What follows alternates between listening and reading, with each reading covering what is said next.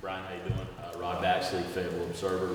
What were the biggest issues you noticed defensively from Monday night and what you guys need to correct going into Charlotte? Yeah, obviously a lot.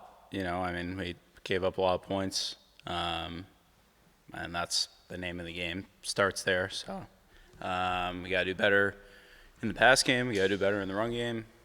Got to limit points better in the red area. No big plays. Tackling. A lot of things to work on, and that's what we're here for. A lot of the coverage, or at least analysis after the game, focused on Marcus Allen, and I wondered, as a coach and looking at the tape, how much of that was on him, how much of it was scheme that he got left on some islands, or maybe somebody else didn't do what they were supposed to do. Can you evaluate the game that Marcus played? Yeah, I think that narratives like that happen a lot after games, and I think usually it's not really fair to the one player, and I would say that's the case on a good amount of those plays that, from the outside you see a guy catch a pass on a corner and the first instinct is to blame that one guy, but a lot of things happen on the play. There's safety could get there. There's the rush in the front that could get there. Every play on defense is about all 11. And so that's something that happens a lot in football on defense, and me being a defensive backs coach, have seen a lot, and I'll definitely, say for sure that, Marcus was not at the source of every bad play we had. There was a lot of guys who could have done a lot better, and I appreciate everything Marcus does for us as a defense day in and day out, and excited to see the year he's going to have here. He's a good player for us, a leader, a senior who's been here for a long time. He's taught me a lot about Carolina football and what it means to be here, and the Rude Boys and everything. And I'm excited for his year coming up. Jeremiah Holloway with Inside Carolina. Looking at the defense holistically, obviously from safeties, corners, linebackers up front, what do you believe can be, done differently to generate more pressure on the quarterback? As he's, dropping back up. The other day wasn't, a ton on him. What do you think could be done differently holistically? Yeah, Jeremiah, I think, obviously we could do a better job rushing the passer. Hoover and TCU are a team that got the ball out really quick, and they do a great job of doing that. And credit to them for blocking us and getting the ball out. But we got to do a better job of getting to the quarterback, and that's not just on the front and the pass rushers. That's on us in the back end of covering guys, making the quarterback hold the ball, and giving the rush a chance to get there. That's all of us. Like I was talking about a second ago, about the corners, same thing. There's a lot of guys connected on every play. We're all connected on every play. And that includes the coaches, and our preparation on the plays they're running and the calls that we're running.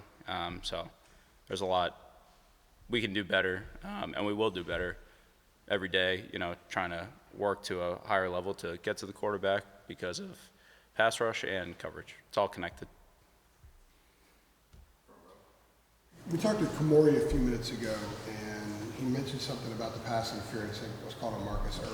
You guys were playing well and fast up to that point. And he said he's kind of sensed a little bit of a change. Maybe, I can't remember the exact word he said, but it affected you guys and maybe lingered some. Did you sense that as well? And how do you coach a team to not allow a moment like that to maybe pull them back a little bit? Yeah, I think and I don't want to spend too much time just talking about TCU because we're trying to move on, obviously. But I think, our job is to play the next play as well as we can. And a lot of things happen in a game, good and bad, that can affect you, your emotions or, how you look at the next play by, all right, I got to get the next one, or, oh, I got to play further back, stuff like that. But you can't let that stuff affect you, you got to go out, play with the right fundamentals and technique that we talk about in the call, and execute it with the right mindset and stay after the offense, playing physical, fast, and aggressive on every play. That's what we need to do. So, I'm not out on the field, so it's not something I can answer like Kamori could and, feel it. But that's the mindset we got to have on defense, players and coaches. We're on to the next play. We got to execute, stop the offense as much as we can, and whatever happened on the last play can't affect us in our next job, which is just this play, not the rest of the game, just this play, one play at a time. Left second row. Aaron Beard, the AP. Since you're talking about emotions and all the things that come in, focus it next play, as you look ahead to the next game, how much building up of confidence or building up your guys do you think you had to do or having to do this week? I mean, they're saying, Corey said the right things about next play and working it better, but they're human. It was a pretty frustrating night. So I'm curious your assessment of that. Yeah, I mean, we've spent a lot of time together and practiced a lot together, met together a lot, going back to, February, and January, whatever. So we've built up a lot of confidence in each other and trust in each other. And, game ends up not going the way we want. And that one night, said it to some of the guys yesterday, one night doesn't define any of us, and we got to believe in all the trust and camaraderie and, brotherhood we've built together over many months and a lot of practices and a lot of meetings. And it's exciting, all the stuff we have in front of us, and we should be confident and excited about it. We got a good team. We're excited to keep playing games, and we're excited to go out and practice today and put it out there. Right in front of him on the left. Adam Smith with Inside Carolina. Brian, wanted to ask you about sort of just your assessment of Connor Harrell as a quarterback as you started studying Charlotte. Obviously, he had the game the other night against App, but do you pull up his tape from UNC last year, the last couple of years, to try to learn more about him? Just what is that process like, and what's your sort of assessment of what kind of quarterback he is? Yeah, a dynamic quarterback who can threaten us multiple ways and, does a good job controlling the offense. And we, got our hands full on, we need to handle a lot of different things they can do. I've, leaned on and appreciate and respect the feedback I get from the guys who have been here, and know him. So, not that they know everything either. He's been there practicing with their team for a long time too. So we, try to piece it all together. And the main thing is, evaluating what you see and trusting, the opinions, the people you trust. And, that helps you determine the game plan. And, we're excited to go out, and play to our highest level, and hopefully, no matter who the quarterback is, that can be enough to get it done. So we're excited to go out and play together as a unit. Middle second row. Inside Carolina played a lot of guys on defense in the defensive backfield. It's something we're not used to seeing covering Carolina football. But the plan going forward, was that kind of evaluation? Obviously the score affects that a little bit, but going forward, the rotation back there. Yeah, I think we want to play guys who have earned, that, trust and dependability over the course of camp and the spring. Like I said, we've met a lot, we've practiced a lot, we've built a lot of trust with these guys, and the guys that have been out there and done it in practice, you have confidence for them to do it in the game. And in most cases, and it can vary because of a lot of different factors, game plan, what the offense does, what happened with us during the week, injuries, et cetera, on who's out there and who's not. So it's not as cut and dry as, some people might think sometimes, but, you don't want a good player to stand on the sidelines next to you as a coach for the whole game, you know, and you want to give them a chance to play and get out there. So, yeah, we want the guys that we've built that up with to have a chance on the field. And, you know, there's also a factor of, you know, you don't want to get tired, you know, during the game. So, yeah, there's a lot of things that go into it. And it can be week to week changing. Yeah, Brian Murphy with WRAL. I know we're in the season now, but I wonder if you could take me back a little bit.